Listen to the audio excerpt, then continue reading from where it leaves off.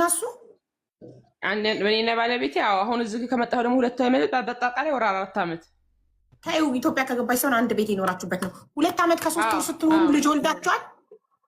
የለንም ልጅ። ለምን?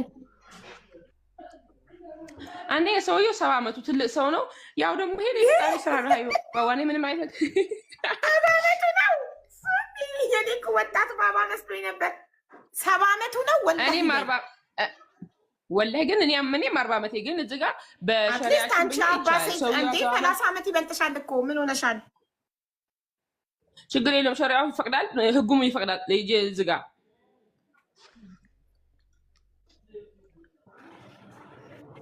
እሺ። ስለዚህ ወንድ ልጅ 70 ዓመት ከሞላ አይወልድም እንዴ ማሪ? ይወልዳሉ እኮ ወንዶች እኮ እስከሚሞቱ መውለድ ይችላሉ። ወይስ አንቺ መከላከያ ትጠቀሚ ነበር? ኖ ያ ፈጣሪ አላህ አላለው መከላከያ ምናምን። እሱ እንደውም አንድ ልጅ በሰጠሽ በእኔ እንደው ፈጣሪ የምለምነው አንድ ልጅ ሰጥቶሽ እዛ ሀገር ላይ ተከብረሽ በኖርሽ። በጣም ይናደዳል። በሰሩ ስራ ሁሉ በጣም ይናደድ ነበር። ወላሂ በጣም ነው እስካሁን ድረስ የሚቆ ትናንትና ሪከርድ ያደረግልኝ በዋትስአፕ ብልክልሽ ወላሂ ሀቢባ ታለቅሻለሽ።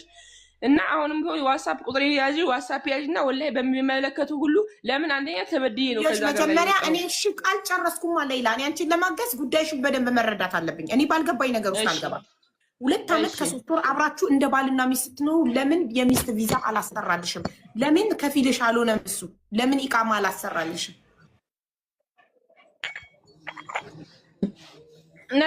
ነገርኩ። ከዛ ወጥቼ ስኖር ፓስፖርቴ እዛ ነው ያለው እነሱ ጋር ፓስፖርቴ እጄ ላይ የለም። እንዴት ብሎ እኔም ደግሞ ሁልጊዜ የሚያብሰልስለኝ እኮ ይሄን ሽማግሌ ካገባሁኝ ህጋዊ ሁኜ መኖር አለብኝ ነው የሻሃዳ አምዬ ከጄሽ የሚወጣው በ3 ወር ነው። በ6 ወር ሌላ 2 ዓመት ከ3 ወር አብራችሁ ስትበሉ ስትጠጡ ስትተኙ ላይፋችሁ ስትኖሩ 2 ዓመት ከ3 ወር እኮ ረጅም ጊዜ ነው።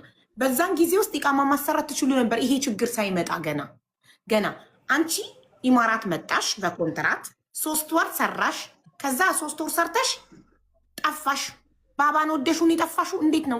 እሱ ፓርት አልገባኝ። አይደለም መጀመሪያ የዛ ሀገር ላይ ነው ህጋዊ ነበርኩኝና በበቃይ ከንስዬ ነው የገባሁት። መጀመሪያ የምሰራበት በጣም መወዳት እህትም ሰራ አሰሪም ነበረችኝ።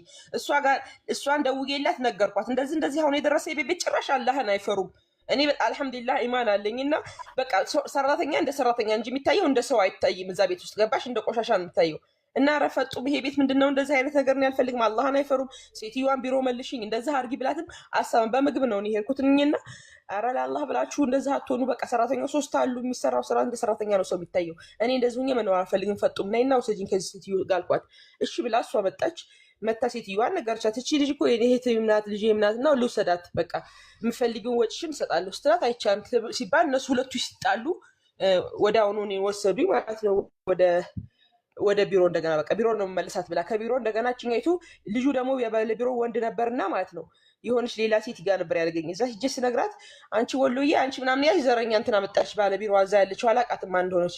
ከዛ ይሄ ጁምዓ ቀን ነበር እንደዚህ ሆኖ ቅዳሜ ጠዋት በሩ ክፍት ነበር። እንዳጋጣሚ ተነስቼ ታክሲን ቀጥታ ቢሮ የምሰራባት ሴትዮ ጋር ሄጄ የዛ ሰዓት ላይ እንትና ይሄ ማነው ስሙ የሚባለው ግሎባል ቪሌጅ ይሰራል ነበረ ክፍት ነበርና እሷ ጋር ማታ ማታ ግሎባል ቪሌጅ ያለን ጭኛይቱ በፊት የምሰራባት የነበረችው ጋር የዛ ሰዓት ነው ሌላ በቀላል አማርኛ ጠፋሽ ከቢሮ ጠፋሽ እኮ ጠፍቼ ሲምፕል አማርኛ ነው እኮ ያልኩት እኮ በመጣሽ በ3 ወርሽ የመጀመሪያውን ቤት ስላልተስማማሽ ጠፋሽ።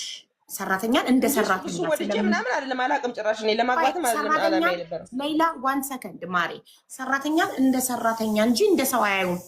ሰራተኛ እንደ ሰራተኛ እንጂ እንደ መዳም ልትታይ አትችልም። ሰራተኛ ናት፣ እንደ ሰራተኛ ነው የምትታየው። ሰራተኛ ሆነሽ እንደ መዳም ነበር እንዲያዩሽ የፈለግሽው።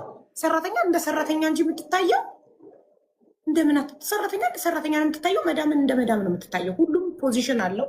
ሁሉም በራሱ ሌብል ነው የሚታየው። ስለዚህ አንቺ የድሮ የሰራሽበትን ቤት አነጻጽረሹ ከአዲሱ ጋር ስላልተስማማሽ ጠፋሽ። አለቀ። ጠፍተሽ ባባን የት ተዋወቅሽው? እንዴት አወቅሽው? ራ እንትና ማነው ስሙ ግሎባል ቪሌጅ ሲጀመር የጠፋባት ሴትዮ ልጇ የእሷ የልጇ የባሏ አባት ነበር እና ግሎባል ቪሌጅ እዛ ይሄር ስንሄድ ማታ ማታ እዛ ነው የተገናኘ ነው። ነገራት ፈጡ ሌና እንዳሪ ስላት ታገቢያለሽ እንዴት ስትለኝ ይሻለኛ ምናምን አልኳት። እሷ አላመነችም ነበር እንደማገባና የት ቪሌጅ ማሬ?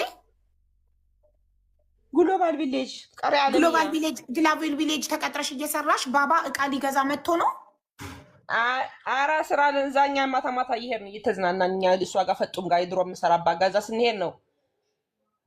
ኦኬ ልትዝናኝ ሄደሽ ግሎባል ቪሌጅ ተዋወቃችሁ? እሷ ጋር እቺ በፊት የምሰራበት የነበረችው እህቴ እንደ በያት እሷ ጋር ማለት ነው። ምናዊ ናት ፈጡም? ኢማራታዊ ሆና ነው እህትሽ ምላት? እሺ ከፈጡም ጋር ከጓደኛሽ ከድሮ አሰሪሽ ልጅ ፈጡም ጋር ግሎባል ቪሌጅ ልትዝናኑ ስትሄዱ ባባ አየሽና ወደደሽና ላግባሽ አለሽ? ላግባት። እሺ ከዛስ?